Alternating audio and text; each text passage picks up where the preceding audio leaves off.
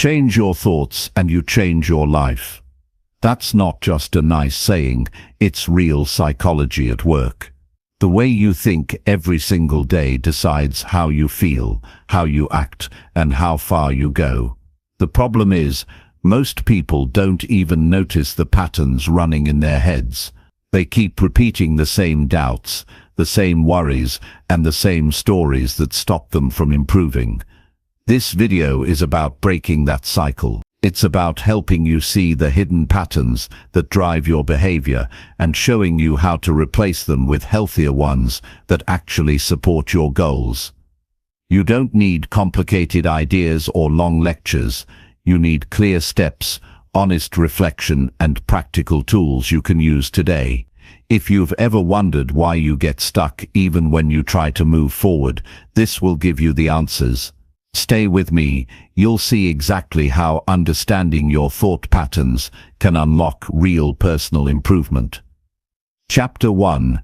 Identify hidden thought patterns that shape daily behavior. When we talk about changing our lives, most people look for some big secret or some complicated strategy.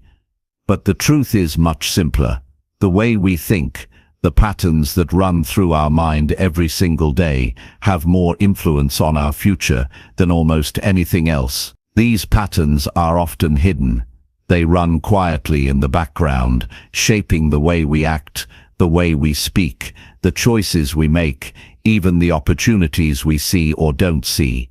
If we want to improve our lives, we have to learn how to identify these hidden thought patterns and take charge of them. Every person carries around invisible scripts that guide behavior. You might not notice them because they're subtle. They show up when you automatically say, "I can't," before you even try. They show up when you expect the worst before the situation has even begun. They show up when you hold yourself back because of what someone told you years ago. These are not just random thoughts, they are patterns, repeated lines your mind has learned to play again and again. And until you become aware of them, they will continue to run your life. Think about this for a moment. How many times have you done something automatically without even considering another choice? Maybe you reach for your phone every morning before you even stand up. Maybe you say yes to things you don't want to do, simply because that's what you've always done. Maybe you avoid taking on a challenge because somewhere inside, a voice repeats the same story. You're not ready, you're not capable, you'll fail. These habits of thought become habits of behavior. They set the limits of your life. But here's the good news. Once you identify these patterns, you create a chance to change them. Awareness is the first step to freedom. When you see that you're not simply bad with money, but that you've been repeating a thought pattern of scarcity and fear, you can start to build a new way of thinking. When you notice that you automatically talk yourself out of opportunities because of old beliefs, you can begin to build the courage to say yes where before you would have said no. Most people underestimate the power of thought. They think actions alone make the difference. But every action starts in the mind. Every choice comes from a thought.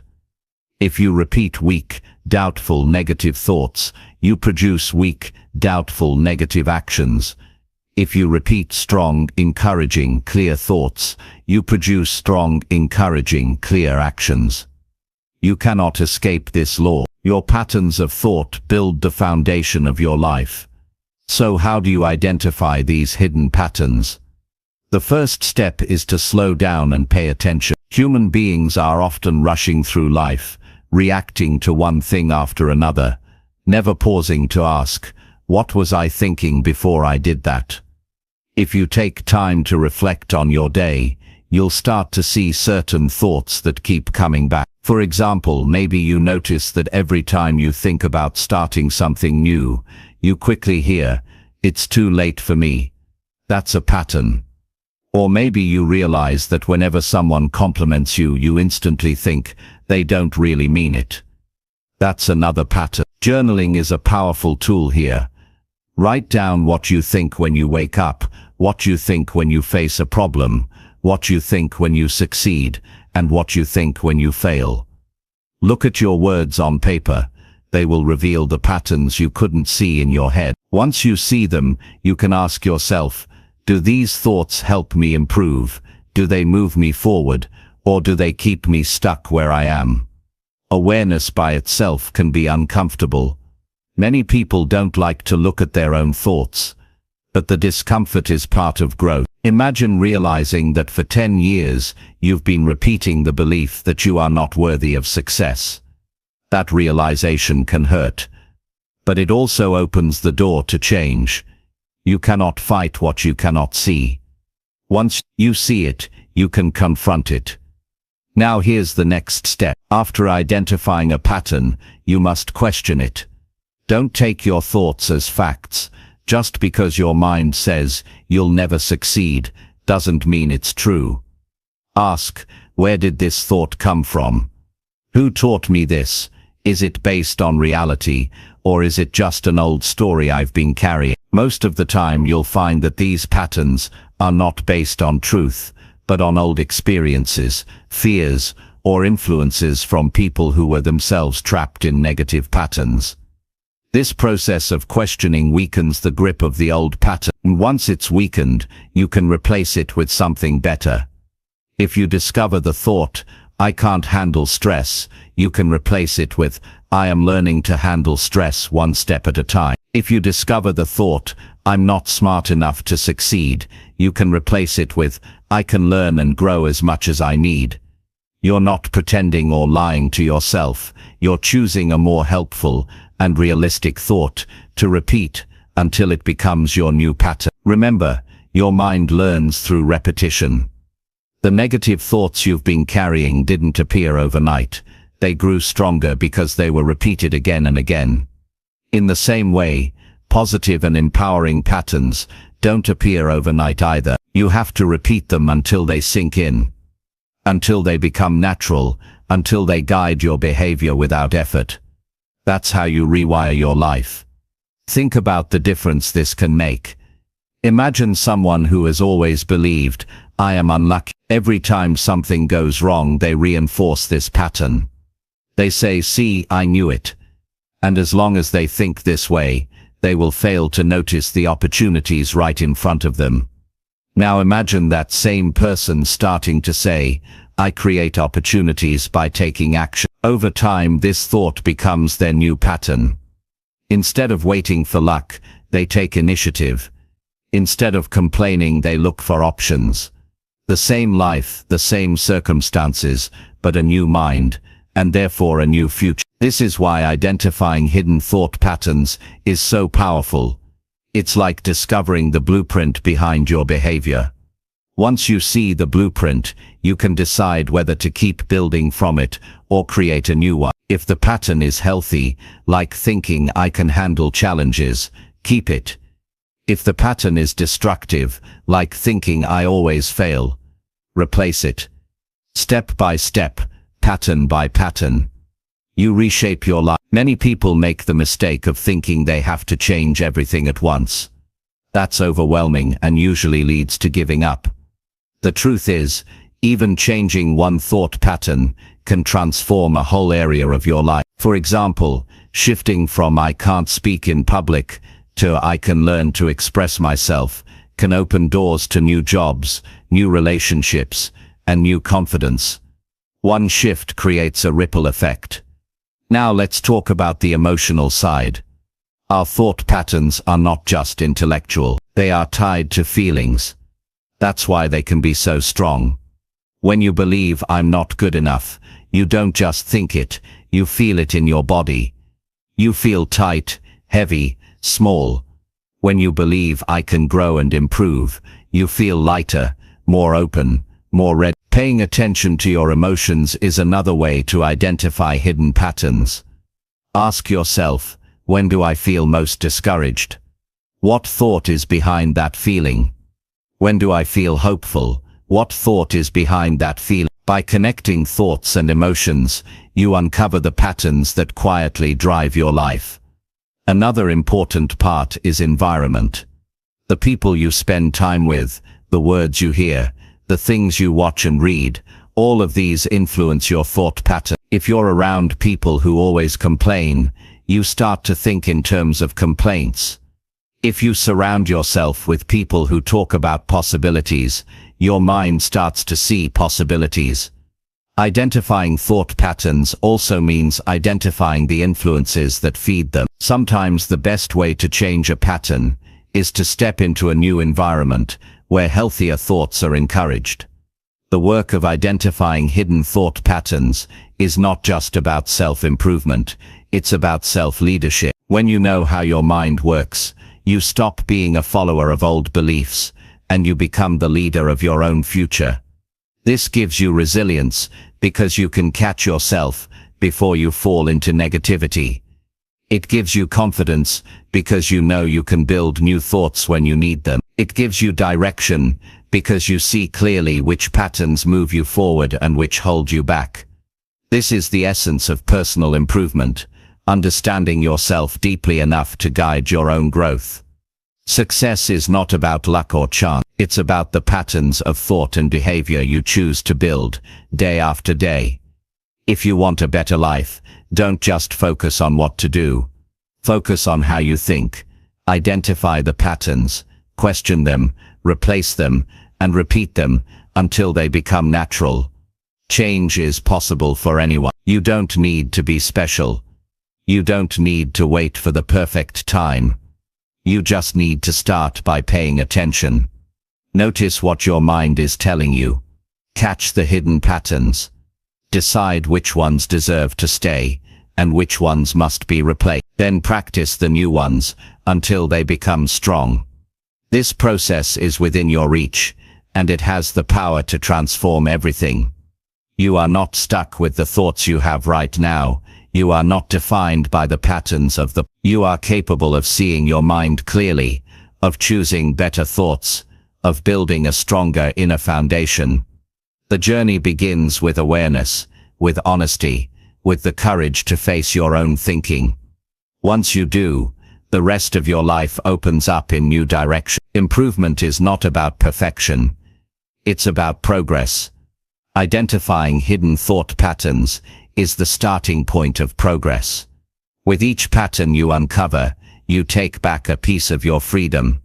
With each pattern you replace, you build a new layer of strength. And as these changes add up, you will look back and realize that your entire life has been reshaped, one thought at a time. Chapter 2. Challenge distorted thinking that fuels constant self-sabotage. One of the greatest challenges in personal improvement is not the obstacles outside of us, but the distorted thinking patterns that quietly sabotage us from the inside. Many people imagine failure is caused by lack of resources, lack of talent, or lack of opportunity. In reality, the deeper problem is how the mind interprets events, how it twists situations, how it feeds doubts, and how it convinces us to stop before we even begin. Distorted thinking is the hidden enemy of progress, and unless it is challenged directly, it will keep repeating the same cycle of self-sabotage. Distorted thinking shows up in many forms.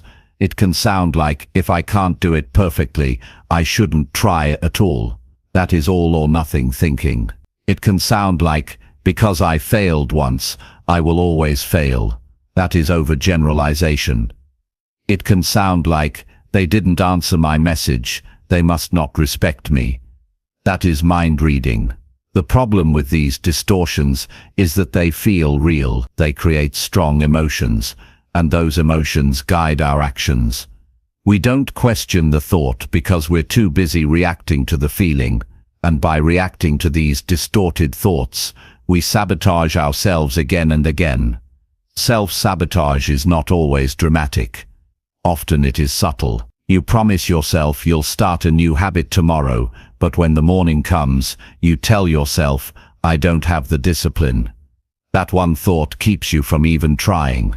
You want to apply for a new job, but the thought comes in, I'll never be chosen, and so you don't apply. You want to improve your health, but you think, I've already failed too many times, and so you don't make the effort. None of these are external barriers.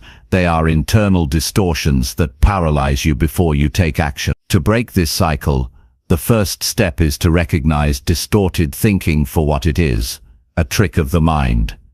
Distorted thinking exaggerates, assumes, and misleads.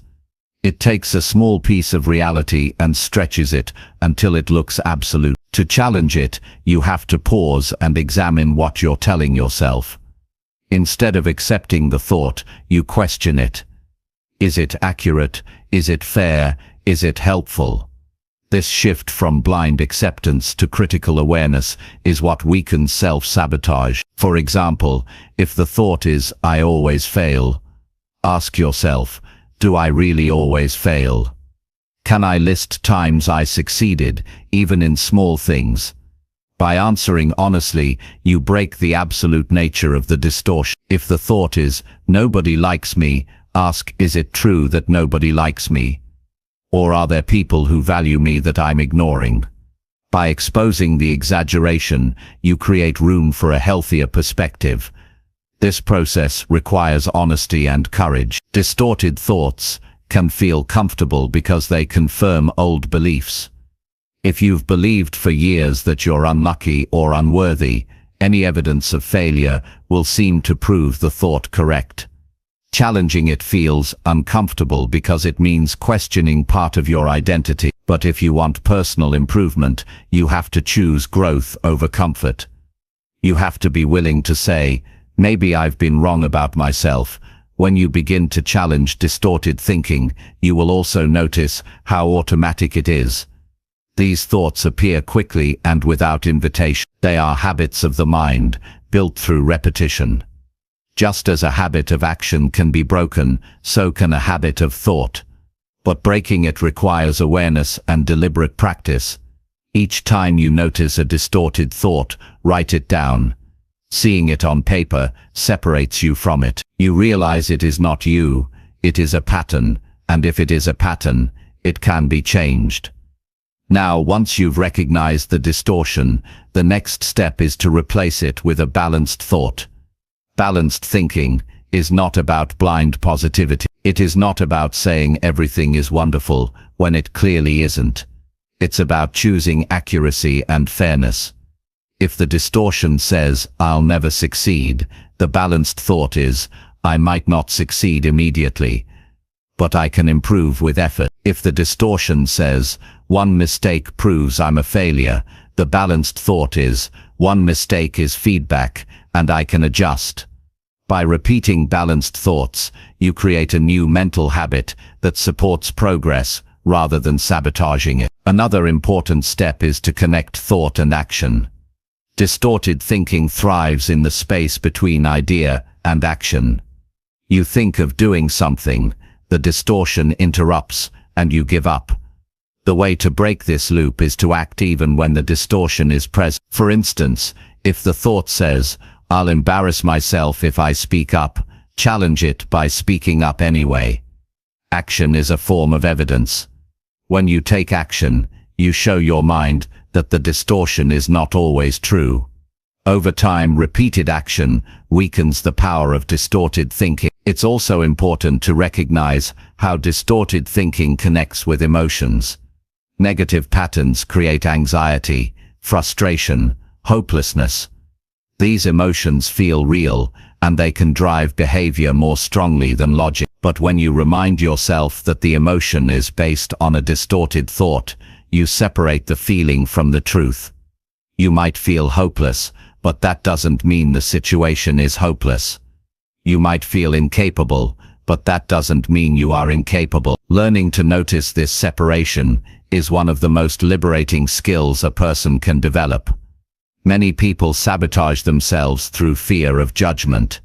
They imagine others are constantly evaluating them, criticizing them, or waiting for them to fail. This is another distortion. Most people are too busy thinking about their own lives to spend much time judging yours. Yet the fear of judgment keeps people quiet, holds them back, makes them hide their true potential. Challenging this distortion means asking, whose opinion truly matters? Am I living for approval, or am I living for growth? The moment you shift your focus from imagined judgment to real progress, you weaken the grip of self-sabotage. Another common distortion is perfectionism. The belief that anything less than perfect is worthless causes endless delay and avoidance. You say, if I can't do it perfectly, I won't start. But this is sabotage in disguise. Progress only comes through starting, through mistakes, through practice. Challenging this distortion means embracing imperfection as part of learning. Remind yourself that imperfect action creates growth, while waiting for perfection creates nothing. There is also the distortion of comparison. You look at others and think, they are so far ahead, I'll never catch up. This thought kills motivation before it even has a chance. The truth is, everyone starts from a different place, with different experiences and opportunities. Comparing your beginning to someone else's middle is unfair and destructive. To challenge this distortion, bring your focus back to your own journey. Ask, am I better today than yesterday? Am I moving forward? Personal improvement is not measured against others, it is measured against yourself. When you consistently challenge distorted thinking, something powerful happens.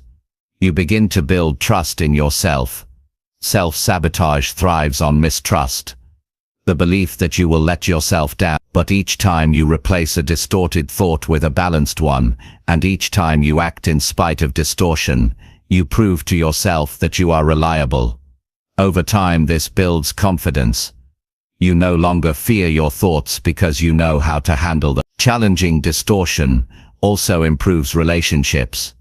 Many conflicts are fueled not by reality, but by assumptions and misinterpretations. When you learn to question your own distortions, you stop reacting to false stories. Instead of assuming someone's silence means rejection, you wait for clarity. Instead of assuming criticism means hostility, you see it as feedback. By breaking distorted thinking, you create more peace, more understanding, and more honest connection with others. This process is not quick, it takes daily practice. But the results are profound. You go from being a prisoner of your own mind to being the master of it. You go from sabotaging yourself without realizing it to guiding yourself with clarity and strength. Improvement becomes possible not because the world has changed, but because you have changed the way you think about the world. Every time you challenge a distortion, you create a small victory. Those victories add up. They turn into momentum. They build resilience. They give you the ability to face challenges without collapsing under the weight of false belief. Life is not free of problems, but with a clear mind, you meet problems with solutions instead of sabotage. The most important thing to remember is this: distorted thinking is not who you are, it is something you learned. And what is learned can be unlearned. You are not your doubts, not your exaggerations, not your fears. You are the person who has the power to notice them, to question them, and to replace them with thoughts that serve your growth. That is the path to personal improvement, and it begins the moment you decide to stop letting distortions run your life. Challenging distorted thinking is one of the most practical steps you can take for lasting change. It requires awareness, honesty, action, and repetition, but it gives you back control. It frees you from cycles of sabotage. It builds a mind that works for you instead of against you, and with that foundation, everything in your life becomes possible. Chapter 3. Reframe automatic thoughts to support personal improvement goals. Every person has a constant stream of thoughts moving through their mind. Most of these thoughts appear so quickly that we hardly notice them. They come automatically, often in reaction to events, people, or even our own memories. These automatic thoughts can be supportive or destructive, helpful or limiting, empowering or discouraging. If they lean negative, they quietly pull us away from progress. If they lean positive and constructive, they move us closer to our goals. The ability to reframe automatic thoughts, to catch them, reshape them, and direct them toward growth is one of the most important skills for personal improvement. Automatic thoughts are fast because they are rooted in habits. They are built over years of repetition, experiences, and influences.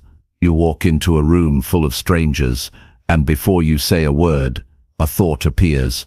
I don't belong here. You face a difficult task, and instantly a thought rises. I can't handle this. These are not carefully considered judgments. They are instant reactions created by old beliefs, often formed in childhood or during moments of failure. And because they come so quickly, they often feel like truth. But they are not truth. They are habits of the mind.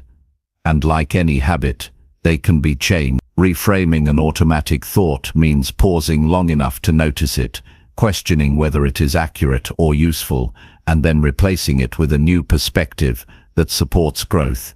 This does not mean ignoring reality or pretending everything is fine. It means choosing to view situations through a lens that keeps you moving forward rather than holding you back. For example, when the thought appears, I always mess things up, reframing would sound like, I sometimes make mistakes, but I also have successes, and I can learn from this experience.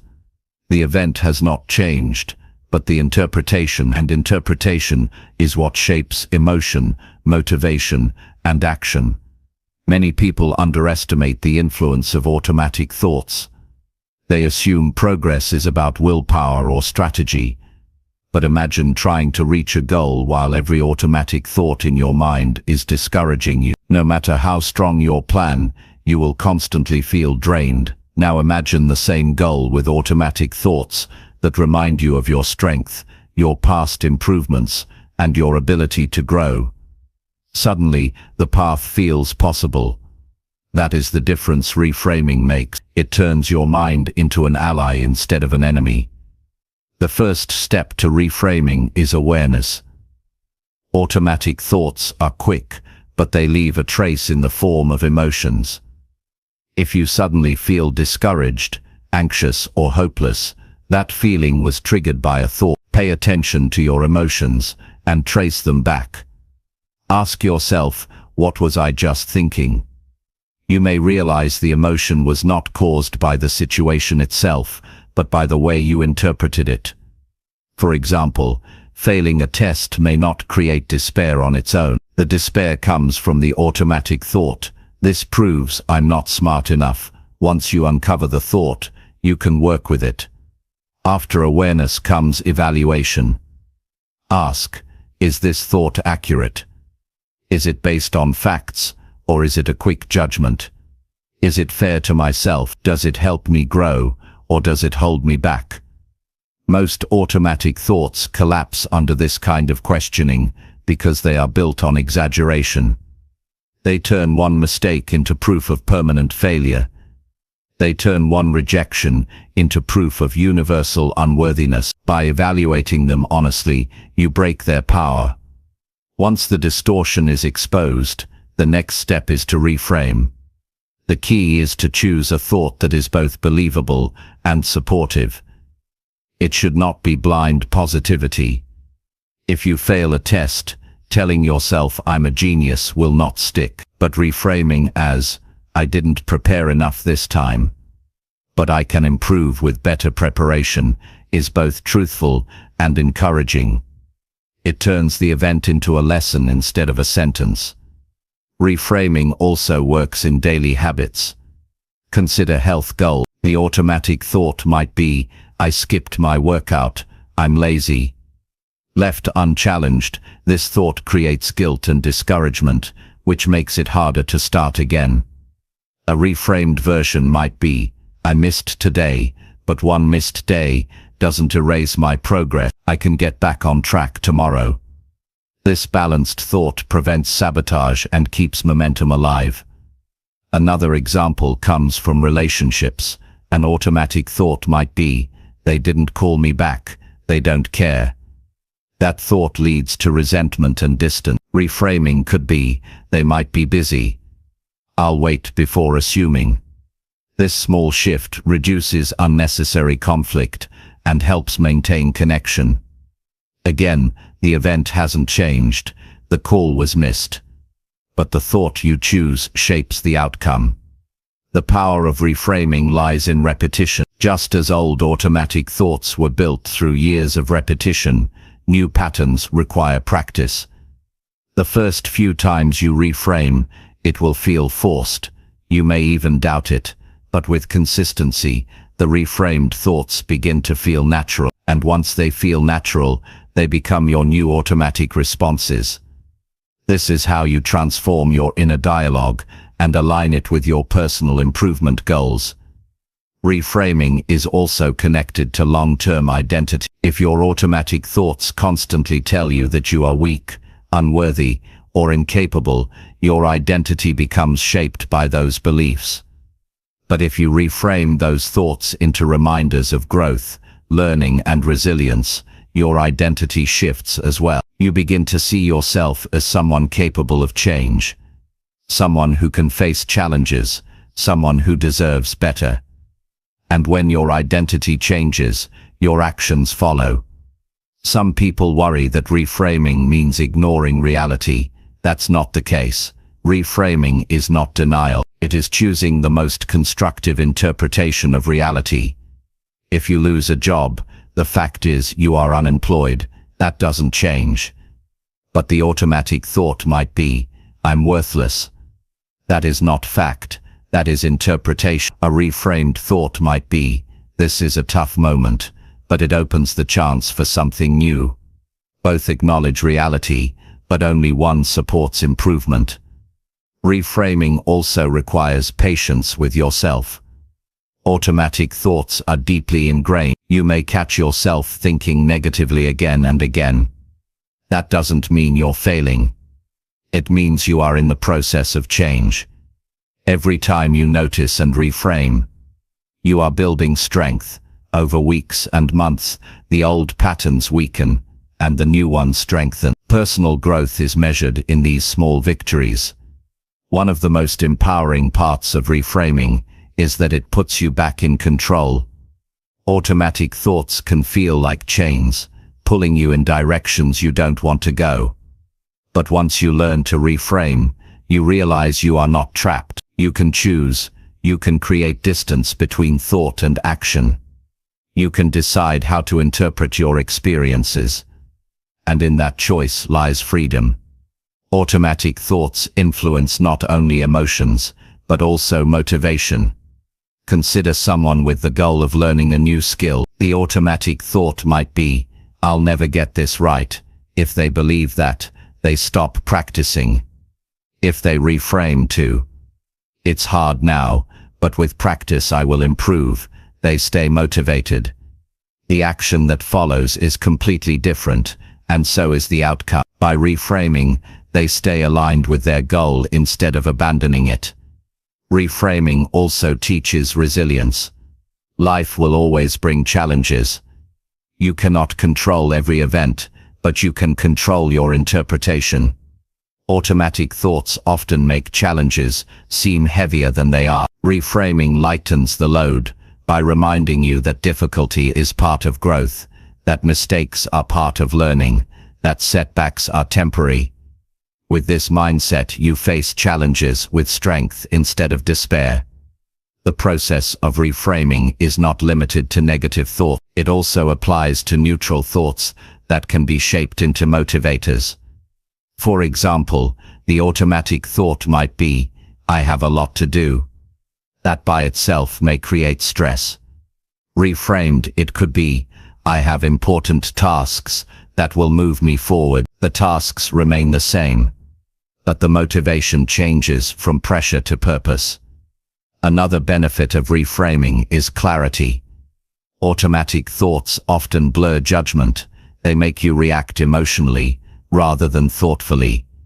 By reframing, you slow down the process. You step back, look at the situation from another angle, and respond with intention.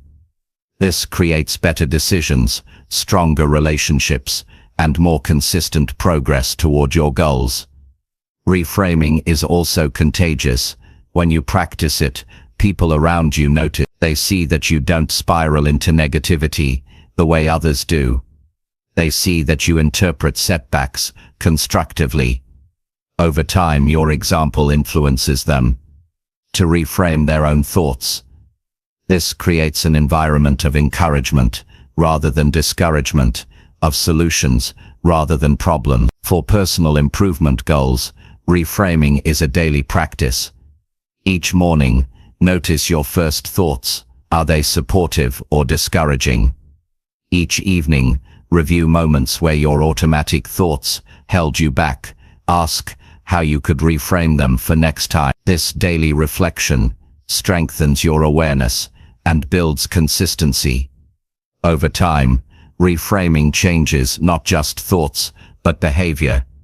It leads you to take more action, recover faster from setbacks, and pursue bigger goals. It reduces the power of fear, because fear often comes from distorted automatic thoughts. It strengthens hope, because you train your mind to see possibilities instead of dead ends. And it increases discipline, because you learn to encourage yourself instead of discouraging yourself. Reframing automatic thoughts is not about pretending life is easy. It is about building the mindset that makes improvement possible. It is about noticing the instant reactions that would normally sabotage you and choosing a response that keeps you on track. It is about taking responsibility for the one thing you can always control: your perspective. When you commit to this practice, you unlock a powerful truth. You don't have to be a prisoner of your thoughts. You can direct them, reshape them, and use them as tools for growth. The goals you set for yourself become more reachable not because the world has changed, but because your mind is aligned with your progress. That is the real power of reframing. With consistent practice, the voice in your head that once said you can't begins to say you can learn. The thought that once said you'll fail again begins to say you're getting stronger. The pattern that once discouraged action begins to encourage it. These changes accumulate, and one day you look back and realize that the person you've become is the result of thousands of reframed thoughts, each one a step toward your improvement. This is how you support your personal goals with your own mind. This is how you build a life where your thoughts no longer sabotage you, but instead lift you, guide you, and strengthen you every day. You cannot stop automatic thoughts from appearing, but you can decide which ones to keep and which ones to transform. That decision, repeated day after day, creates the path to personal growth, resilience, and lasting change. Chapter 4. Observe inner dialogue to uncover unconscious mental habits. Every person carries on an inner conversation from the moment they wake up to the moment they fall asleep. This dialogue is not always loud, but it is steady, shaping moods, decisions, and even identity. Most people rarely stop to listen carefully to what they are saying to themselves. They move through the day, responding to situations without realizing that their reactions are driven by mental habits formed long ago. To truly understand yourself and make lasting improvements, you must learn how to observe this inner dialogue and uncover the unconscious habits that guide it. Inner dialogue is the voice that says, "I should hurry when no one is rushing you," or "I don't deserve this" when something good happens. It is the quiet line of reasoning that justifies staying in a comfort zone or explains why you should give up before starting. It is also the voice that can remind you of your strengths, encourage you to try again, or push you to take responsibility. The difference lies in the habits that have been built into that voice. Some are constructive, others destructive. The key is awareness. Many unconscious habits come from repeated experiences. If as a child you were often criticized, your inner dialogue may habitually criticize you even now. If you grew up praised for hard work, you may habitually push yourself even when you are exhausted. If you once failed in a painful way, your inner voice may now habitually warn you that you will fail again. These habits operate below awareness, making them difficult to recognize. You cannot challenge what you cannot see. That is why observing inner dialogue is so powerful. It brings unconscious patterns into the light. One practical method of observation is slowing down moments of decision. When you are about to act, pause and ask, what am I telling myself right now? For example, you hesitate to speak up in a meeting. If you stop and listen, you might notice the thought, if I say something wrong, everyone will judge me. That thought reveals a habit of fear-driven self-silence. Without pausing, you would only feel the hesitation and assume it was natural. With observation, you see the hidden dialogue that fuels the hesitation. Another way to uncover mental habits is reflection at the end of the day. Review situations that created strong emotion. Ask yourself, what was I thinking before I felt that way? If you felt anger, maybe the inner dialogue was, they always ignore me. If you felt hopeless, maybe the thought was, this will never get better. When you collect these reflections over time, patterns emerge. You begin to notice that your inner dialogue uses the same language again and again. That repetition is the sign of an unconscious habit. It's also helpful to notice the tone of your inner dialogue. Is it harsh? Is it supportive? Is it doubtful? The tone often reveals whether the habit is helpful or harmful. A voice that constantly says, "You're not enough," will drain motivation. A voice that regularly says, "You're learning, keep going," will fuel resilience. The words you speak to yourself become the atmosphere you live in. By observing them carefully, you see whether you are living in an atmosphere of growth or of limitation. Unconscious mental habits can be subtle. For instance, some people automatically explain away their achievement. They say to themselves, "That was just luck," or "anyone could have done it." This habit keeps them from building confidence. Others habitually assume the worst before anything happens. They walk into new situations already convinced of failure. This habit creates anxiety and prevents risk-taking. These patterns are not based on the reality of each moment. They are habits that the mind has repeated so often that they now appear as truth. Once you start observing, you may be surprised at how many of your daily actions are guided by these unconscious dialogues. You may notice that you avoid challenges, not because they are impossible, but because your inner voice says, "You can't handle pressure." You may notice that you stay quiet in conversations, not because you have nothing to say, but because your inner voice says, "Your opinion doesn't matter." Each of these realizations is uncomfortable, but it is also liberating. The discomfort shows you where growth is needed. The act of observing inner dialogue is not about judging yourself for having negative thoughts. It is about becoming a witness. Imagine sitting in the back of your own mind, listening to the conversations happening there. You don't immediately argue or change them. You simply notice them. This separation between you and your inner voice is powerful. It shows you that you are not the voice itself. You are the one listening. And if you are the one listening, you can choose which voices to follow and which to challenge.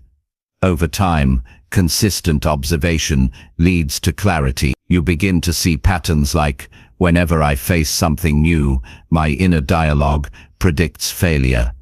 Or whenever I feel anxious, my inner voice criticizes me instead of calming me. These insights allow you to connect specific habits to specific outcomes. You realize that some of your struggles are not about external circumstances, but about internal narratives. And if they are internal, you have the ability to change them. Practical exercises can strengthen this process. One is to write down your inner dialogue in the moment it appears. Carry a notebook or use your phone. When you notice a strong thought, capture it in words. Over time, you will see themes repeating: self-criticism, fear of rejection, doubt about ability.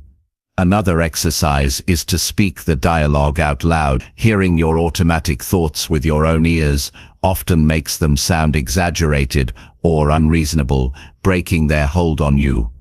It is also important to track not only negative dialogue, but positive dialogue. Some habits are unconscious, but supportive. Maybe you automatically say, "I'll figure it out" when faced with difficulty. Maybe you habitually remind yourself, "I've been through worse." These patterns strengthen you. By observing them, you learn which habits to reinforce. Improvement is not just about removing the harmful, but also about building the helpful. The environment you live in influences your inner dialogue. If you are surrounded by constant criticism, your inner voice often mirrors that criticism. If you are around encouragement, your inner voice often reflects that encouragement. By observing your dialogue, you may discover how much of it is not really yours, but borrowed from others, parents, teachers, peers, culture. This realization is freeing because it shows you that your inner voice is not fixed. It has been shaped, and anything shaped can be reshaped. As you uncover unconscious habits, you may also discover conflicts. For example, part of your dialogue might encourage ambition. You can achieve more. Another part may discourage it. Don't aim too high, you'll get hurt. These inner conflicts reveal competing habits formed from different life experiences. Observing them allows you to see the tension clearly and decide which side to strengthen. Without observation, you remain stuck in confusion, pulled in opposite directions, without knowing why. The ultimate goal of observing inner dialogue is to bring unconscious habits into consciousness. When they are unconscious, they control you. When they are conscious, you can evaluate and decide. This shift gives you responsibility for your own mind. It transforms you from a passive follower of old scripts into an active leader of your thoughts. Observing your inner dialogue is not easy. It requires patience and persistence. At first, the thoughts will feel slippery, disappearing before you can capture them. But with practice, you become quicker at noticing. Eventually, you develop the ability to catch thoughts in real time, before they have a chance to dictate your emotions and actions. This awareness becomes a tool you can carry into every part of life. The value of this practice extends beyond personal goals. In relationships, for example, many conflicts come not from what others say, but from how your inner dialogue interprets their words. If your unconscious habit is to assume rejection, you will hear rejection, even when none was intended. By observing this habit, you prevent unnecessary pain and misunderstanding. In work, your dialogue may habitually tell you to stay silent or to avoid risk. Observing this gives you the chance to break free and contribute fully. As you continue to practice, you will notice that your inner dialogue slows down. The mind becomes quieter, not because thoughts disappear, but because you stop reacting blindly to them. You listen, observe, and choose. This calm clarity becomes a foundation for growth. You no longer waste energy fighting unseen habits. Instead, you direct that energy toward deliberate improvement. This process is not about creating a perfect mind. You will always have thoughts that are unhelpful, doubts that appear suddenly, habits that linger. The goal is not elimination, but awareness and choice. With awareness, even the most persistent habit loses its power. With choice, you can direct your life toward the person you want to become. In the end, observing inner dialogue is one of the most practical forms of self-discovery. It shows you the rules your mind has been living by without your permission. It reveals the scripts that explain why you repeat the same mistakes or avoid the same opportunity. It uncovers the stories you tell yourself about who you are and what you deserve. And once uncovered, those stories can be rewritten. The mind is always speaking. The question is whether you are listening. If you begin to observe with honesty and patience, you will uncover unconscious habits that explain so much of your present reality. More importantly, you will gain the power to decide which habits to keep, which to release, and which to create anew. This is the path to personal improvement, because real change begins not with the world outside but with the dialogue within. Chapter 5. Interrupt repetitive thinking that prevents emotional self-regulation. Repetitive thinking is one of the most common traps that keeps people from handling their emotions in a healthy way. The mind gets stuck replaying the same situation, the same worry, the same fear, and instead of finding clarity, the cycle creates more stress and more confusion. Emotional self-regulation becomes impossible when the mind is running in circles. To grow, to strengthen resilience, and to live with balance, it is essential to learn how to interrupt repetitive thinking before it takes control. This cycle often begins with a trigger, an argument, a mistake, a disappointment, or even a memory. The thought rises, "Why did I say that?" or "What if this goes wrong?" And instead of letting it pass, the mind holds onto it. You replay the event from different angles. You predict what might happen next. You try to analyze it endlessly, hoping to feel better. But the more you think, the worse you feel. The brain mistakes repetition for problem solving, yet the problem remains unresolved. What grows is tension, frustration, and sometimes hopelessness. Breaking this cycle starts with recognition. Most people don't notice when repetitive thinking begins. It feels normal to replay situations, but when you pay attention, you can notice the signs. Your thoughts keep circling back to the same subject. You can't focus on the present, your body feels restless or heavy, and your emotions intensify rather than calm down. These are signals that you are caught in repetition. Awareness is the first step to interruption. Once you recognize it, the next step is to step outside the loop. That means creating distance between yourself and the thought. Instead of asking, "Why can't I stop thinking about this?" ask, "What is this thought doing to me right now?" This simple shift moves you from being consumed by the thought to observing it. Observing creates space, and space creates freedom. You begin to see that the thought itself is not the issue. The cycle of returning to it again and again is what drains you. One effective technique is to redirect your attention. The human mind cannot focus deeply on two things at once. If you immerse yourself in a new activity, the repetitive cycle weakens. This doesn't mean distraction for the sake of avoidance. It means giving your mind something constructive to engage with, so it can break free from the loop. Physical movement, writing, or focusing on a specific task are all powerful ways to interrupt repetition. When the loop is broken, emotional balance becomes possible again. Another method is labeling. When the thought returns for the 10th time, instead of wrestling with it, simply say to yourself, "This is repetitive thinking." Naming it strips it of power. You stop confusing repetition with truth. Just because a thought appears again and again does not make it accurate. By labeling it, you remind yourself that frequency is not proof. This calm recognition helps loosen the grip of the cycle. Breathing is also a practical tool. When the mind is trapped in repetition, the body often tightens. Shallow breath, tense muscles, racing heart. By slowing the breath, you send a signal to the nervous system that you are safe.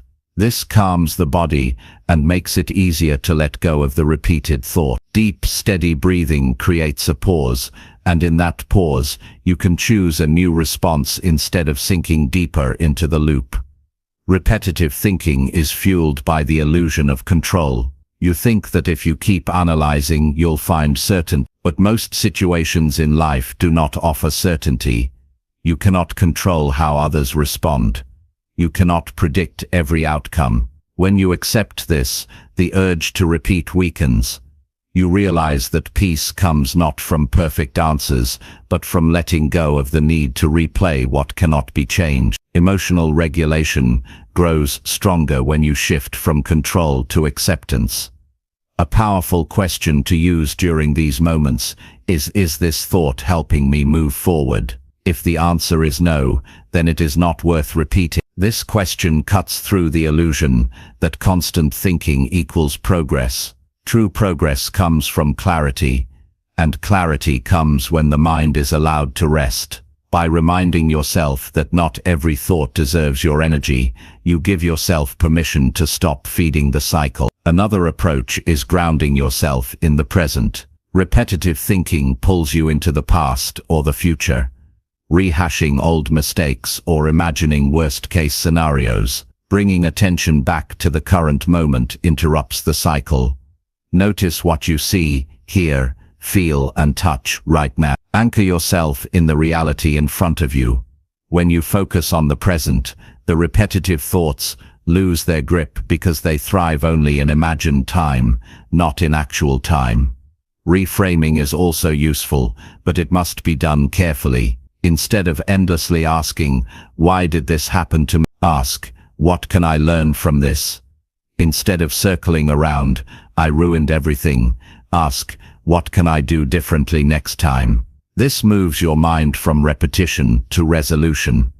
The event is no longer a loop to replay, but a lesson to apply. That shift transforms emotion from helplessness to empowerment. When you practice interrupting repetitive thinking consistently, you notice a new level of self-trust. You prove to yourself that you are not powerless against your own mind. You demonstrate that you can guide your attention, calm your emotions, and choose your focus. This builds confidence and resilience. Life's challenges still come, but instead of spiraling into endless thought loops, you regulate your emotions and act with clarity. It is also important to address the triggers that create repetition. Certain situations, relationships, or even environments may repeatedly spark the same cycles. Pay attention to patterns. Do you overthink more after criticism, after conflict, after failure? When you see these patterns, you can prepare in advance. You can remind yourself, this situation usually leads to repetitive thinking. This time I will respond differently. This anticipation reduces the chance of being trapped again. Technology can be both a trigger and a tool. Constant exposure to messages, notifications, and online comparison can fuel endless loops of worry. Setting boundaries, like turning off notifications or limiting time in environments that feed repetition, protects your mind. On the other hand, technology can also help. Meditation apps, journaling tools, and reminders to pause can serve as supports for breaking cycles. The choice of how to use these tools determines whether they serve growth or sabotage. One of the most overlooked aspects of repetitive thinking is its effect on the body. Endless mental loops drain physical energy. They leave you tired, unfocused, and even ill over time. By interrupting them, you not only improve emotional regulation, but also protect your health. When the mind rests, the body recovers. Emotional balance is not just a mental achievement, it is a full body renewal. It is also important to recognize that some repetition comes from unresolved issues. If a thought keeps returning despite your efforts, it may signal something deeper that needs to be addressed. In those cases, rather than pushing it away, face it directly. Ask yourself, what action can I take to resolve this? Sometimes the only way to break a loop is to deal with the root cause, having a difficult conversation, making a decision, or confronting a fear. Avoidance fuels repetition. Resolution frees you. Community and connection can also play a role. Sharing repetitive thoughts with a trusted friend, mentor, or professional breaks their isolation. Thoughts lose power when spoken aloud. What felt overwhelming in silence often feels manageable when expressed. Others can offer perspectives that cut through the loop and remind you of truths you cannot see in the moment. With practice, you can build a lifestyle that naturally interrupts repetition. Daily reflection, mindfulness, balanced routines, and intentional choices strengthen your ability to regulate emotions. Instead of being dragged into loops, you notice them quickly and act to break them. Over time, this becomes automatic. The same way you once automatically fell into repetitive thinking, you now automatically interrupt it. That is the transformation of habit. Emotional self-regulation is not about suppressing feelings. It is about creating the space to respond rather than react. Repetitive thinking removes that space by keeping you stuck. By interrupting it, you regain your freedom to choose how you feel and how you act. You build the ability to remain steady in the face of uncertainty. You cultivate peace in moments that once overwhelmed you, and you create a mind that supports your growth instead of sabotaging it. The practice of interrupting repetitive thinking is a lifelong skill. There will always be moments that trigger worry, regret, or overanalysis, but with awareness, tools, and persistence, you can break the cycle each time. Each interruption strengthens your control. Each moment of calm builds resilience. And as you continue, you realize that the greatest victory is not controlling every event in life, but controlling how your mind responds to those events. You are capable of breaking free from repetition. You are capable of regulating your emotions. You are capable of building a mind that supports peace and progress. The cycle does not have to define you. With deliberate practice, you can interrupt it, redirect it, and create a new path forward, one marked by clarity, strength, and steady improvement. Chapter 6. Strengthen cognitive flexibility to adapt during difficult situations. Life rarely unfolds in a straight line. Plans change, obstacles appear, and unexpected challenges can throw even the strongest person off balance. What separates those who collapse under pressure from those who keep moving forward is not luck, intelligence, or talent. It is flexibility of mind. Cognitive flexibility is the ability to shift perspective, adjust strategies, and adapt to new circumstances without losing direction. It is the mental strength that allows you to face difficult situations and still find a way to progress.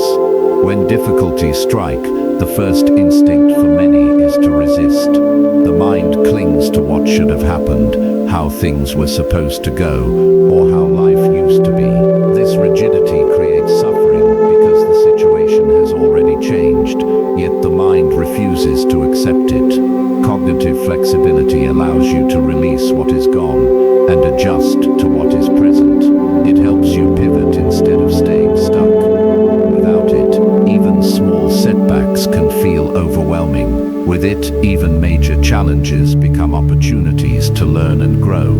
Flexibility begins with awareness of your own thought process. Most people assume their perspective is the only one. But when you train yourself to pause and ask, is there another way to see this, you begin to stretch your mind. Imagine losing a job.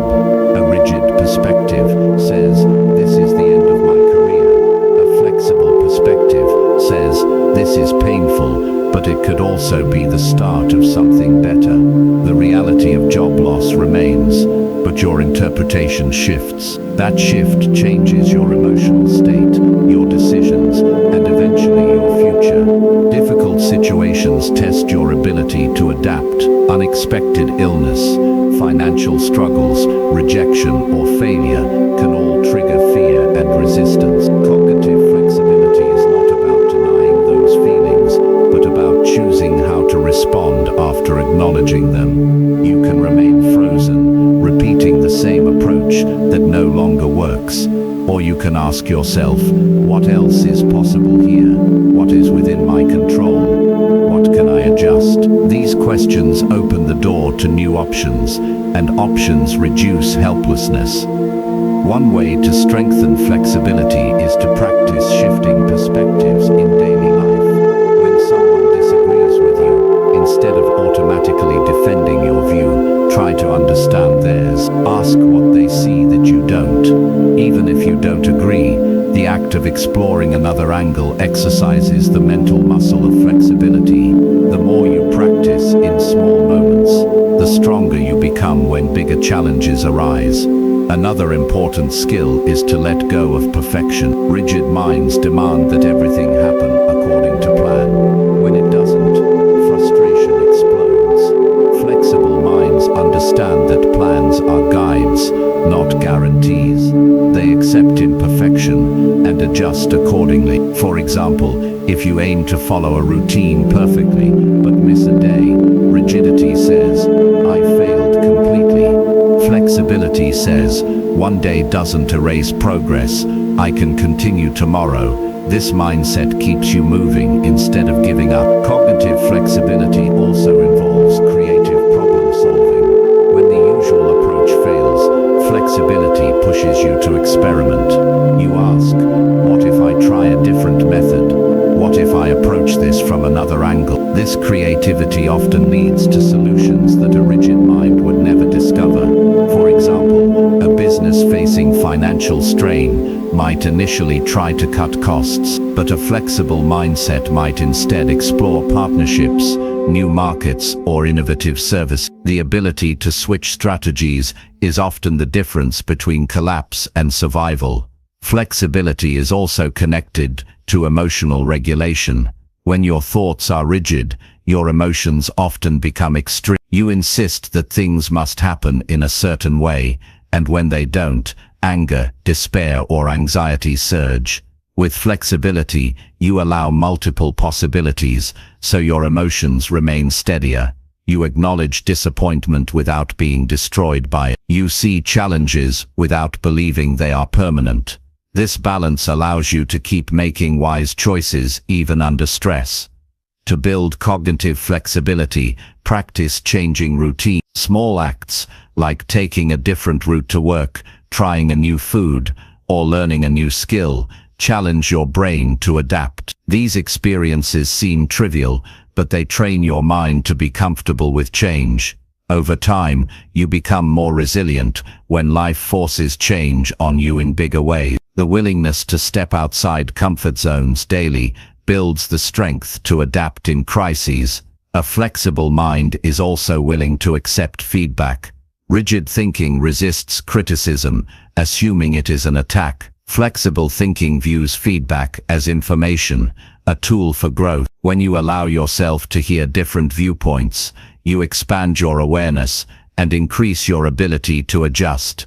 Instead of clinging to my way is the only way, you adopt, there might be a better way. This openness accelerates learning and reduces unnecessary conflict. Difficult situations often come with uncertainty.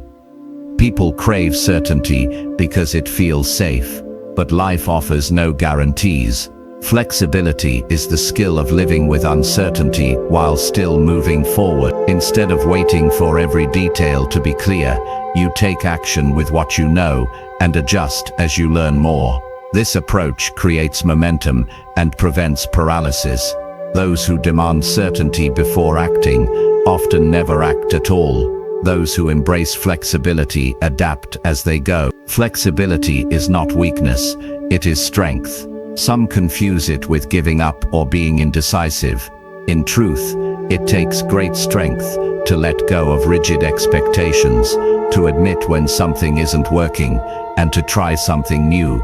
It is easy to cling to the familiar, even when it fails. It is harder to step into the unknown with courage.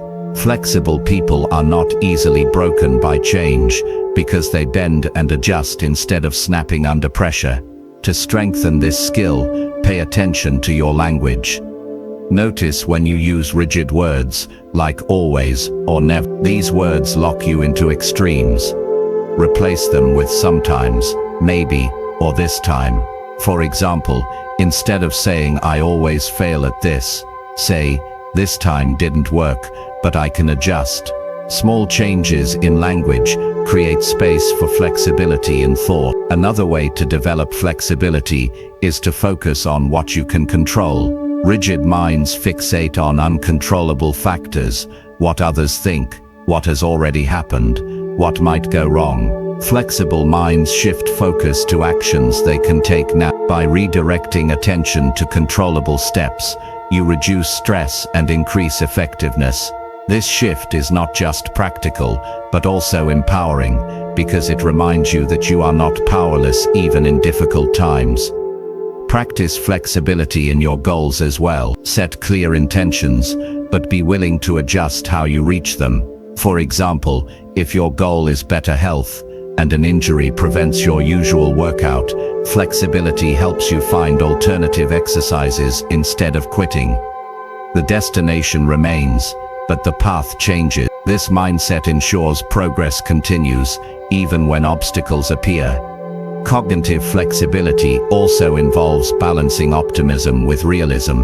A rigid mind may be overly negative, assuming the worst in every scenario, or it may be unrealistically positive, ignoring real risks. Flexible thinking acknowledges challenges, honestly, while maintaining hope. It says, "This situation is tough, but I have options. It may take effort, but I can adapt." This balance keeps you grounded yet motivated. Difficult times can feel like walls blocking your way. Flexibility turns those walls into doors. You begin to see that obstacles are not the end, but a signal to change direction. You stop asking, "Why is this happening to me?" and start asking, "How can I work with this?" That shift turns suffering into growth. It transforms difficulty into resilience.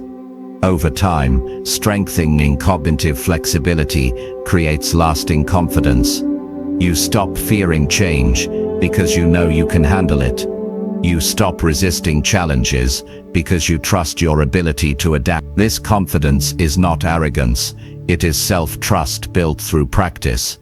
It tells you, no matter what comes, I can adjust and keep moving. With this mindset, life's uncertainty no longer feels threatening. It feels manageable.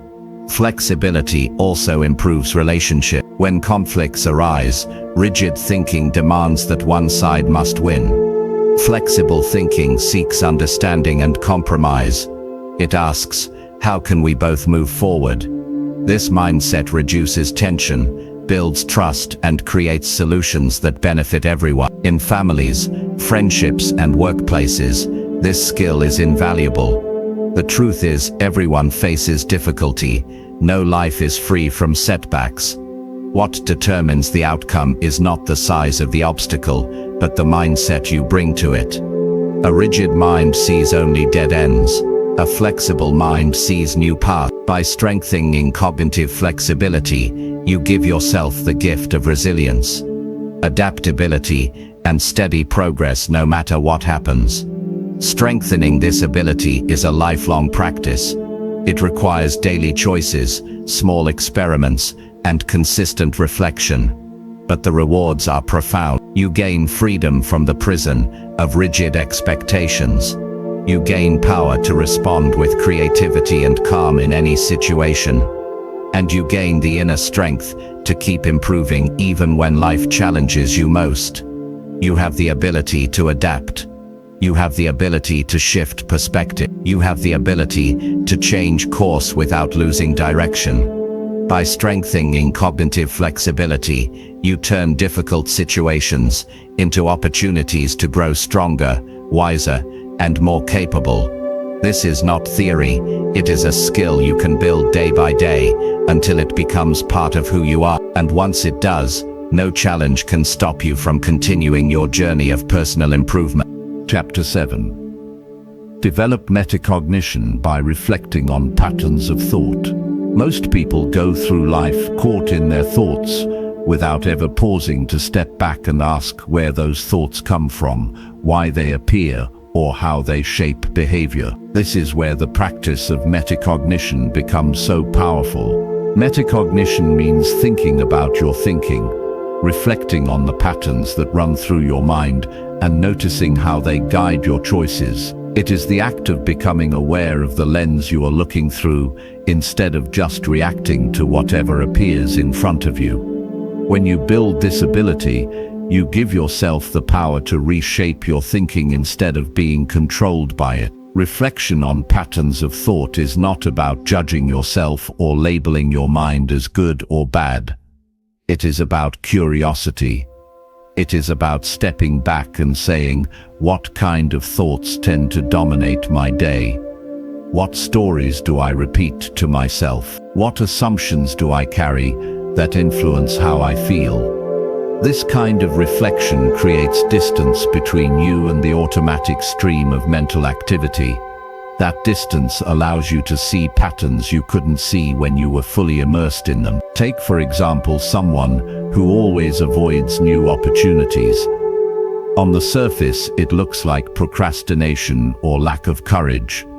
But when they reflect on their thoughts, they may notice a repeating pattern. If I try, I might fail. If I fail, people will think less of me. That is not just one thought. It is a habit of thought that has been repeated so often that it feels natural. Metacognition uncovers these habits, and once uncovered, they can be challenged and replaced with healthier ones. Reflection also reveals the tone of your thinking. Some people realize that their inner dialogue is constantly critical. They focus on mistakes, compare themselves unfavorably to others, and minimize their achievements.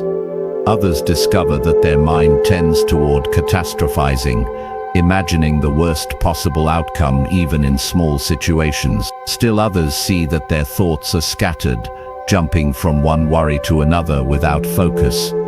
These are not isolated events, they are patterns.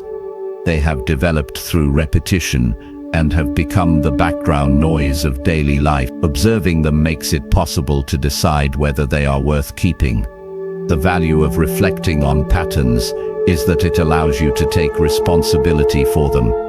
Without reflection, it is easy to assume that your mood is simply caused by circumstance. You think, I'm angry because of what happened, or I'm anxious because of the situation. But when you reflect, you notice that it is often not the event itself, but the pattern of thought around it that creates the emotion. For example, two people might face the same setback. One thinks, this means I'm a failure, and feels crushed. The other thinks, this is a chance to learn, and feels motivated. The event is identical, but the thought pattern creates two very different experiences. Developing metacognition requires practice, because the mind is fast and thoughts appear without invitation. A simple way to begin is to pause at the end of the day and write down recurring thoughts you noticed. Over time you will see themes. Perhaps you constantly think about being judged. Perhaps you often replay mistakes. Perhaps you habitually downplay successes. Seeing these themes on paper gives you perspective. It turns the invisible into the visible, the unconscious into the conscious. Another method is to use questions during the day. When you feel a strong emotion, ask, what was I just thinking? That simple question shifts your attention from the emotion itself to the thought behind it. If you repeat this often, you start noticing that emotions are not random, they follow certain thought patterns. Anxiety may follow a pattern of predicting disaster. Guilt may follow a pattern of harsh self-criticism. Motivation may follow a pattern of encouraging thoughts. Recognizing these links builds awareness and choice.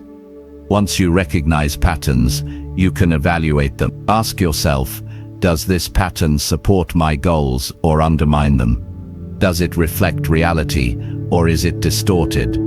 Is it helping me grow, or is it keeping me stuck? Many people discover that the patterns dominating their minds were never chosen consciously. They came from childhood, culture, or past experiences.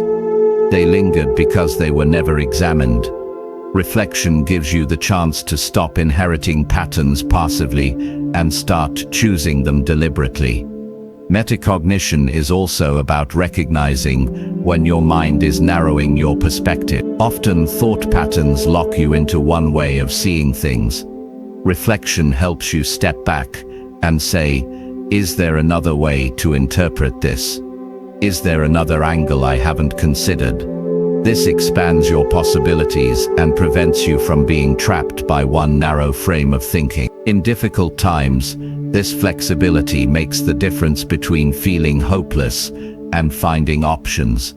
Developing this skill strengthens your ability to learn. When you reflect on how you think, you notice what strategies help you understand better and what habits distract you. For example, you may realize that when you tell yourself, I'll never get this, your motivation collapses, But when you remind yourself, I can break this down into smaller steps, learning becomes easier.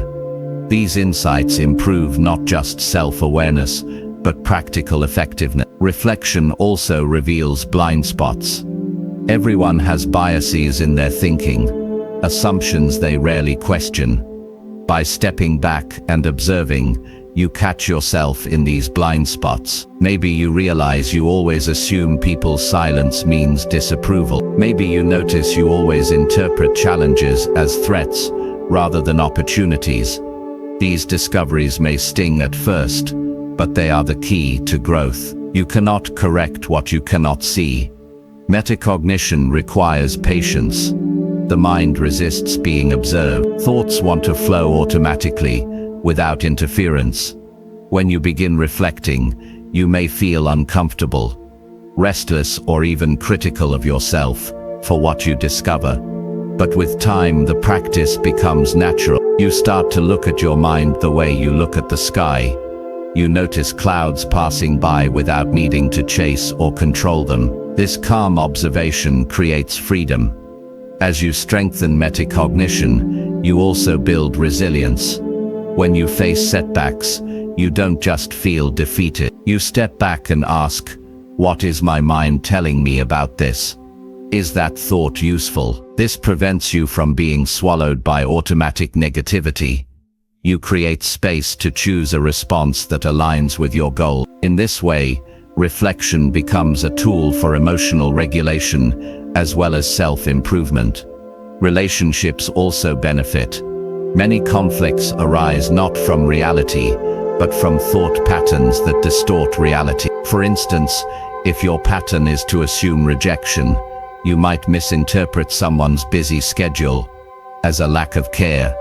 If your pattern is to expect criticism, you may hear judgment even in neutral feedback. When you reflect on these patterns, you stop reacting automatically and begin responding thoughtfully. This makes interactions healthier and more genuine. One of the most empowering parts of reflection is realizing that you are not your thoughts. When you observe them, you see that they come and go, often repeating the same scripts. You realize you are the one watching, not the script itself. This separation gives you freedom. Instead of saying, I am a failure, you recognize, I am having the thought that I am a failure. That small shift removes identification and creates room for choice. Practical exercises can make this skill stronger. Journaling, mindfulness meditation, and intentional pauses during the day are all effective. The goal is not to control your thoughts, but to watch them. The more you watch, the more patterns reveal themselves. Over time, you develop the habit of noticing in real time, not just in reflection afterward. This means you can adjust in the moment rather than after the fact. Developing metacognition is not about reaching a final state of perfect thinking. It is about continuous awareness and adjustment. The mind is always evolving, shaped by new experiences. By reflecting regularly, you keep guiding it instead of letting it drift unconsciously. You maintain a sense of direction in the midst of constant change. Ultimately, reflecting on patterns of thought is one of the most practical ways to take control of your life. It uncovers the hidden drivers of your behavior, reveals the stories you've been repeating, and gives you the power to rewrite them. It builds self-awareness, strengthens resilience, and deepens understanding of yourself and others. With this skill, personal improvement is no longer about forcing change blindly. It is about guiding yourself with clarity, awareness, and choice. The ability to think about your thinking is what separates reactive living from intentional living. It transforms challenges into lessons, emotions into signals, and habits into tools for growth. By developing metacognition through reflection, you step into the role of both student and teacher of your own mind. And from that place, true and lasting personal improvement becomes not only possible, but inevitable. Chapter 8. Replace rigid beliefs with balanced, realistic mental perspectives. Rigid beliefs often form quietly and go unnoticed for years. They are the absolute statements you tell yourself about life, people, and your own abilities. They sound like, "I will never be good at this," "people can't be trusted," or "things always go wrong for me." These kinds of beliefs may feel safe because they simplify reality into clear black and white categories, but in truth, they limit growth, create unnecessary suffering, and prevent emotional balance. Personal improvement requires replacing rigid beliefs with perspectives that are balanced, flexible, and grounded in reality. A rigid belief is attractive because it gives the illusion of certainty. If you tell yourself, "I always fail," you never have to face the risk of trying again. If you believe the world is against me, you never have to examine your role in your struggles. If you cling to "I must be perfect to be worthy," you avoid the discomfort of accepting mistakes. But this false sense of certainty comes with a heavy cost. It blocks opportunities, erodes confidence, and locks you in a cycle of frustration. Balanced mental perspectives are not about blind optimism. They're about looking at reality with fairness, without distortion, without exaggeration, and without extremes. They acknowledge challenges while also recognizing possibilities. They accept human imperfection while holding space for growth. For example, instead of saying, "I will never be good at this," a balanced perspective says, "I'm not skilled yet, but with effort I can improve." Instead of "people can't be trusted," it becomes "some people are untrustworthy, but many are honest and supportive." Instead of "things always go wrong for me," it shifts to "some things don't work out, but I also have successes." These balanced views still acknowledge difficulties, but they don't trap you in absolutes. Replacing rigid beliefs starts with noticing them. Many times they appear in daily language. Pay attention to words like always, never, everyone, and no one. These words are signals of rigidity.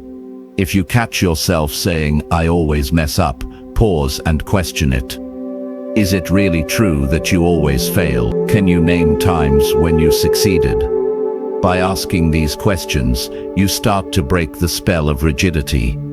Reality is rarely absolute, and balanced perspectives almost always include nuance. Another step is to trace where rigid beliefs came from. Often they are not truly your own. They may have come from parents, teachers, cultural expectations, or painful experiences in the past. A person who was harshly criticized as a child may grow into an adult who believes, "Nothing I do is ever enough." A person betrayed by a friend may adopt "nobody can be trusted." By recognizing the origin, you gain perspective. You see that these beliefs are not universal truths, but learned conclusions, and what is learned can be unlearned. Once you've identified a rigid belief, practice replacing it with a balanced statement. Do not swing to the opposite extreme. If the belief is "I will always fail," don't replace it with "I will always succeed." That is still rigid, and it sets you up for disappointment. Instead, choose something grounded and empowering. Sometimes I fail, but I am capable of learning and improve. Balanced perspectives do not ignore reality. They expand it. They create room for progress without demanding perfection. Balanced thinking also improves emotional stability. Rigid beliefs intensify emotions because they leave no space for flexibility. If you believe "I must never make mistakes," then every mistake feels catastrophic. If you believe "life must be fair," every injustice feels unbearable. Balanced perspectives reduce this intensity by allowing for complexity. If you accept mistakes are part of learning, then mistakes still hurt, but they don't destroy you. If you accept life is not always fair, but I can influence parts of it, then challenges become manageable instead of overwhelming. Balanced perspectives also make relationships healthier. Rigid beliefs about people create conflict and mistrust. If you believe people should always agree with me, then disagreement feels like betrayal. If you believe no one ever understands me, then you stop trying to connect. Replacing these with balanced views People will sometimes disagree, but I can still listen and learn. Or, some may not understand me, but others might if I express myself clearly. Create space for communication, compromise, and connection. One of the most effective ways to practice balance is reframing extremes into spectrums. Instead of seeing things as all good or all bad, recognize degrees. A failure is not total defeat. It is one event with lessons. A conflict is not proof of a broken relationship. It is a moment that could lead to deeper understanding if handled well. By seeing life in shades instead of absolutes, you reduce rigidity and increase resilience. Another helpful practice is self-dialogue. When a rigid belief surfaces, respond to it as if you were speaking to a close friend. If a friend said, "I always fail," would you agree? Or would you remind them of times they succeeded? Often, you are harsher with yourself than you would ever be with someone else. By speaking to yourself with fairness, you replace rigidity with compassion and accuracy. It is also important to recognize that rigid beliefs are often tied to fear. The fear of rejection creates beliefs like "I must please everyone." The fear of failure creates "I should never take risks." The fear of being hurt creates "I can't let anyone close." By uncovering the fear beneath the belief, you can address the root instead of only the surface. Replacing the belief then becomes easier because you understand what it was protecting you from. Challenging rigid beliefs requires courage. It means letting go of old certainties and stepping into a world of nuance. It means accepting that life cannot be controlled in black and white terms. But in that acceptance comes freedom. You no longer waste energy fighting reality. You adapt, adjust, and keep moving. Balanced perspectives empower you to respond effectively instead of rigidly reacting. Practical exercises can make this process stronger. Journaling about rigid statements you notice in yourself is one. Each time you catch one, write it down and then create a balanced version beside it. Another exercise is to practice curiosity. When you feel rigid, ask, what other explanations are possible? What would someone else see in this situation? Curiosity opens space for balance. Over time, these practices weaken rigid beliefs and strengthen flexible, realistic ones. Replacing rigidity with balance does not mean becoming passive or indecisive. It means making judgments that are fair and grounded. It means holding on to your values while remaining open to new information. It means committing to improvement without demanding perfection. Balanced perspectives give you clarity because they reflect the complexity of real life. They prepare you for change instead of leaving you shocked by it. The impact of this shift is profound. People who replace rigid beliefs with balanced perspectives experience less stress, greater resilience, stronger relationships, and more consistent progress toward their goals. They stop being trapped by absolutes and start living with nuance. They stop sabotaging themselves with impossible demands and start encouraging themselves with realistic expectations. They stop clinging to narrow truths and start opening themselves to wider possibilities. When you practice this consistently, it becomes a habit. You notice rigid statements as they arise, and you instinctively replace them with balanced ones. You stop expecting life to fit into absolutes and start engaging with it as it is, messy, uncertain, but full of potential. This habit builds inner strength. It allows you to handle change, setbacks, and challenges without collapsing into extremes. It gives you a foundation of calm perspective in a world that is always shifting. In the end, replacing rigid beliefs with balanced mental perspectives is about reclaiming freedom. Freedom from absolutes that keep you trapped.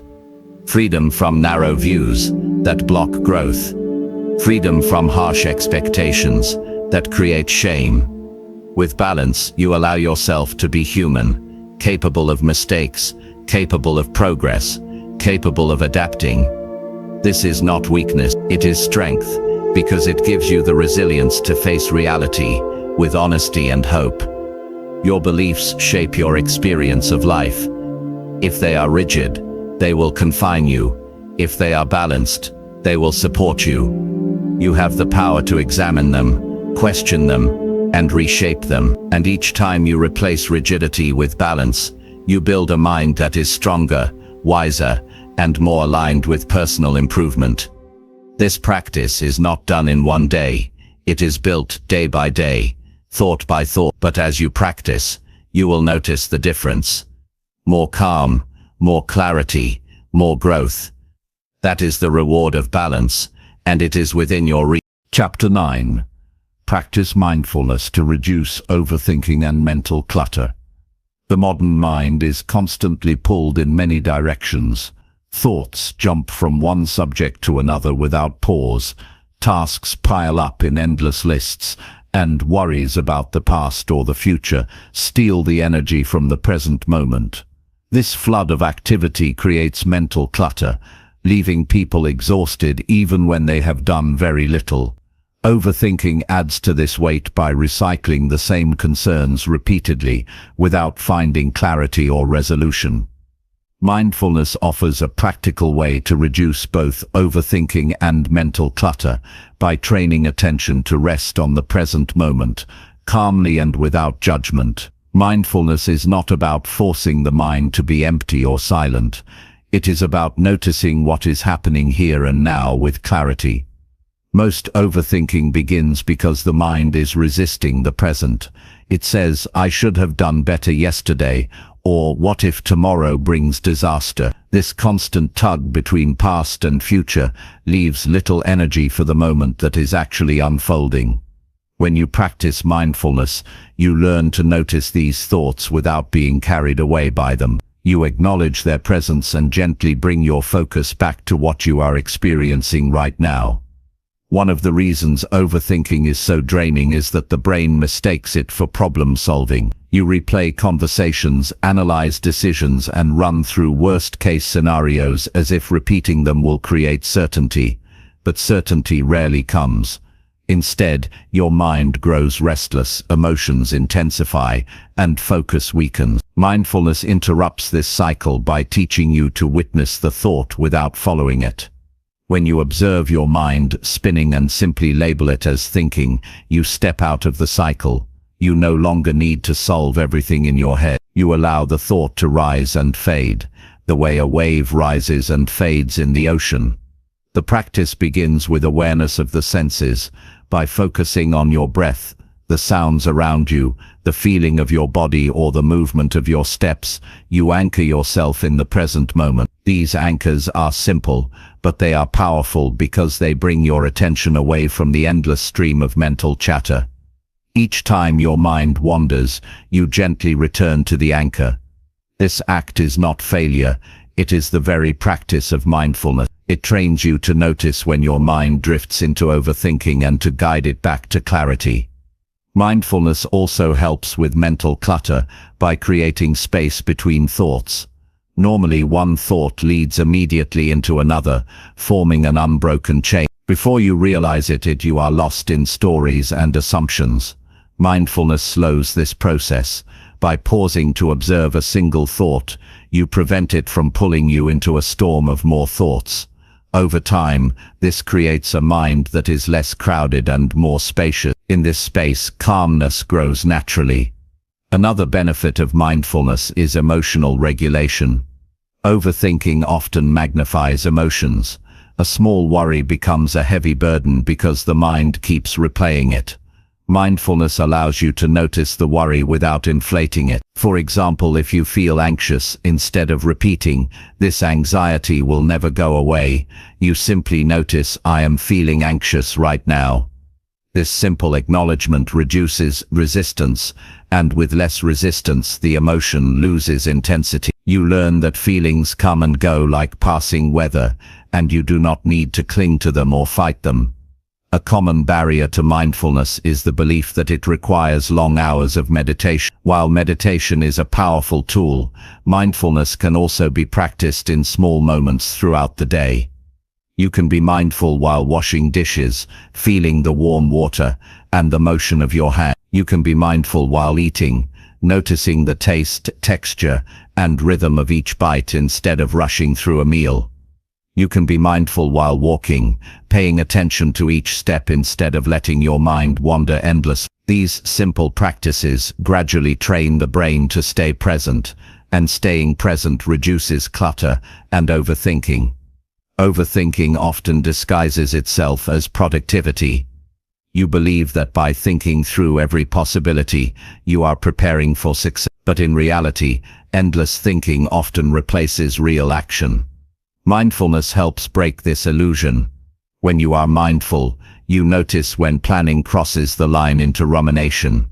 You remind yourself that real progress comes from doing, not from rehearsing every outcome in your head. By stepping into the present, you gain the clarity to act instead of spinning in circles. Mental clutter also arises from constant external stimulation. Notifications, conversations, entertainment,